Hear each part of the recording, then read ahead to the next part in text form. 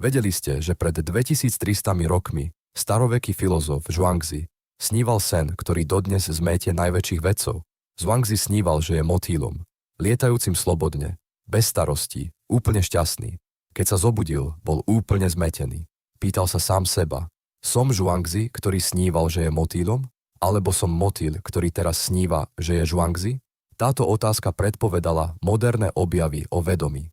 Neuroveda dnes potvrdzuje, že naša identita nie je pevná vec, ale neustále sa meniaci proces. Zhuangzi učil filozofiu Wu Wei, konania bez námahy. Namiesto boja proti zmenám nás učil plynúť s nimi, ako motýl, ktorý sa nedrží svojej húseničnej minulosti. Keď prestaneme krčovito držať pevné predstavy o sebe, nájdeme pravú slobodu. Život sa stane jednoduchším, keď príjmeme jeho neistotu.